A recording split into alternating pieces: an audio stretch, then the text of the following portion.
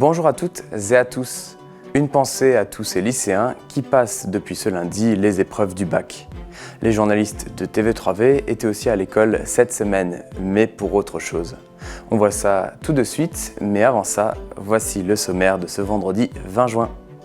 Le fitness club de Ingelsof souffle sa 40e bougie. Au début du mois de juin, la salle ouvrait ses portes pour son anniversaire. Les sportifs réguliers ont fait leur séance sur les nombreuses machines de musculation. Le nom était déjà tout choisi. Le réseau d'animation intercommunal qui met en place des Repair Cafés s'adonne les Repair Cafés. Un lieu convivial où l'on peut faire réparer son appareil électronique ou faire recoudre un de ses vêtements. Le banc de l'amitié, un projet qui se développe depuis plus d'une dizaine d'années un peu partout dans le monde. Chez nous, l'école élémentaire de Gundershofen a inauguré le sien, un projet réalisé avec les écoliers et le rail. Le sport à Ingelsof, c'est une institution depuis maintenant 40 ans. La salle de sport a fêté son anniversaire il y a quelques jours. Découverte des différentes machines dans ce reportage. Bien avant les enseignes à la mode, Janine Herold et son mari Michel ont créé un club de fitness qui est toujours très actif. La salle à Ingelsof fêtait le samedi 7 juin ses 40 ans. Mais le club est un peu plus ancien, il a été créé en 1980, comme le raconte le président actuel de l'association. En 1985, on a décidé de construire la salle ici à Ingelsof parce que bon, Schirlenhof c'était trop petit, 30 mètres carrés, et puis voilà. C'était l'ancienne école de Schirlenhof. Et depuis 85, voilà, c'est une affaire qui tourne, hein. Il y a pas de souci. Fêter les 40 ans, ça fait beaucoup d'émotions, hein, parce que c'est vrai que moi je suis là depuis 1980, donc ça fait 45 ans. On a construit ça avec mon mari, c'était un grand projet, on y croyait beaucoup et c'était aussi un petit peu l'époque de Véronique et Davina. La salle est pleine à craquer de machines variées. Au fil des années, elle a évolué. Par exemple, les machines pour faire du cardio-training sont arrivées il y a environ 15 ans. Tout au départ, toutes les machines étaient fabrication maison. Le mari à Janine, Michel, il était chaudronnier. Lui, il s'y connaissait pour faire des soudures et tout. C'était fabrication maison. Et maintenant, avec le temps, voilà, c'est que des machines qui ont été achetées, et puis des bonnes machines, hein. Dans cette salle, pas de coach, ce sont les membres qui donnent des conseils aux novices pour utiliser les nombreuses machines. Les cours collectifs ont fait le succès du club car c'était une originalité. Avec les années, il a fallu s'adapter. Janine a développé la pratique pour les seniors. Au début, c'était de l'aérobic. Après, c'est devenu du renforcement musculaire, c'est devenu du stretching, c'est devenu de la tabata, c'est devenu... Voilà, et il faut continuellement se renouveler parce que les gens, ils cherchent toujours des nouveautés, quoi. Les membres du fitness club ont entre 16 et 78 ans. Tous les jours, ils sont une trentaine à faire du sport. Et le sport, ça conserve. Il est fort probable que dans 40 ans, la salle soit toujours là. Sous une chaleur intense, le tri-club des Vosges du Nord prépare les courses de l'Aquakid le samedi 14 juin à Niederbronn. Les catégories vont des tout petits de 6-7 ans aux ados de 15 ans. Il y a même une course des générations avec un jeune et un adulte qui parcourent 50 mètres en natation et 500 mètres de course. À noter un podium 100% tri-club chez les minimes. Ne jetez pas vos appareils. Ils peuvent être réparés gratuitement par le réseau d'animation. C'est le principe des Repair Cafés et, comme son nom l'indique, il y aura des réparations et du café. La maison des jeunes de Niederbronn-les-Bains se transforme en Repair Café. Un Repair Café organisé par le RAI, le réseau d'animation intercommunal. En fait, ça s'appelle un Repair Café, mais à Rail, ça s'appelle un Repair Café. Voilà, parce que comme ça, il y a Rail qui est dans le nom. Le principe est simple, Vous venez avec un objet ou un vêtement pour le faire réparer par une équipe de bénévoles dignes de MacGyver. Pendant que Lucienne, Aurore, Brigitte, Benoît, Thierry et Franck trouvent la panne et bricolent, vous pouvez prendre un café et partager un moment agréable. En sachant que ceci n'est qu'un prétexte en fait à la rencontre, aux échanges, donc c'est un lieu convivial. Donc avec effectivement une partie très technique, hein, avec de l'électrique, les en fait ordinateurs, téléphones, voilà. Et il y a une partie couture pour la réparation des doudous. Des robes d'été, voilà, et une partie aussi de jeux pour enfants, ce qui permet en fait de venir en famille.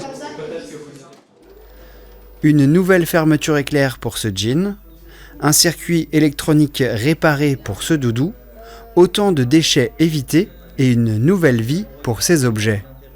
Ce premier Ryper Café a eu lieu le samedi 14 juin et le prochain se tiendra le samedi 28 juin également à la Maison des Jeunes de Niederbronn-les-Bains. L'opération sera reconduite à partir du mois de septembre, une fois par mois.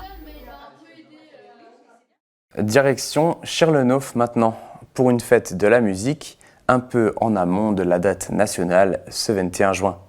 Le week-end dernier, les 14 et 15, la musique Saint-Vendelin des Barbares Schirlenhof proposait plusieurs concerts pour sa traditionnelle fête d'été. Événement particulier, après 63 ans à la tête de la fanfare, Marcel Reimann a cédé sa baguette à Lucas Kempf.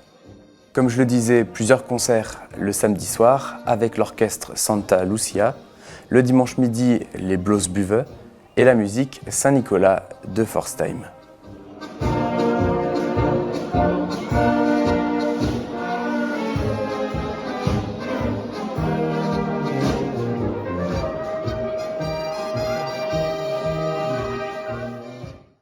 À l'origine, les premiers bancs de l'amitié auraient été faits aux États-Unis en 2012. Depuis, plusieurs établissements scolaires ont décliné la démarche en France, comme ici dans ce reportage à la Breitmatt de Gundershofen. Les élèves de l'école élémentaire La Breitmatt de Gundershofen peuvent désormais profiter d'un nouvel équipement dans la cour de récré. Depuis quelques jours, le banc de l'amitié a été inauguré, un projet réalisé avec le réseau d'animation intercommunal. Si on est triste, on va dessus et alors quelqu'un viendra vous chercher pour jouer avec vous. Le but, c'était de casser un petit peu l'isolement de certains. Alors, il y en a très peu dans l'école, mais certains sont très souvent seuls dans la cour et du coup, ça permettra peut-être de les faire intégrer un groupe et de jouer avec les autres. Voilà. Il y a effectivement 2 efforts à faire. Les enfants qui sont seuls, ils vont devoir peut-être faire un petit effort pour aller sur le banc. C'est une façon d'exprimer ce qu'on ressent. Je me sens seule, je suis triste, je cherche des copains. Donc sans le verbaliser, c'est une façon de l'exprimer. Et puis après, le deuxième pas se fait de la part des autres enfants qui vont venir le chercher pour jouer. Alors peut-être qu'il y aura de la timidité parce qu'ils n'ont pas l'habitude d'aller les uns vers les autres comme ça de façon spontanée. Mais du coup, on aura un échange entre 2 enfants, une rencontre entre des enfants qui peut-être ne se seraient pas rencontrés ou n'auraient peut-être pas joué ou échangé ensemble sans ce banc. En plus de combattre l'isolement, ces installations ont plusieurs objectifs et avantages. Se faire de nouveaux amis, encourager l'empathie, favoriser le respect des autres et éviter le harcèlement scolaire. Les élèves sont partie prenante du projet. Pendant 3 séances, ils ont choisi les éléments à ajouter sur le banc pour ensuite les peindre sur le bois. Un enfant triste et 2 enfants heureux, viens jouer avec lui. Et ça fait 3 enfants heureux. Moi, j'ai plutôt colorié les bonhommes et les lettres. Moi, j'ai dessiné celui qui est au coin vert et j'ai fait le cœur de la fleur. En souvenir de la démarche et en guise de signature, chaque enfant ajoute son empreinte au dos du banc de l'amitié. Les élèves de la classe de CE1, CE2 ont aussi expliqué la démarche aux autres enfants de l'école. La fin d'année scolaire approche. À l'école Grussenmeyer de Reichshofen, l'association des parents d'élèves avait organisé une soirée festive avec un spectacle inédit ce vendredi 13 juin. C'est la première fois que les artisanaux jouaient Clown en boîte. On avait suivi la création sur TV3V et voici quelques extraits.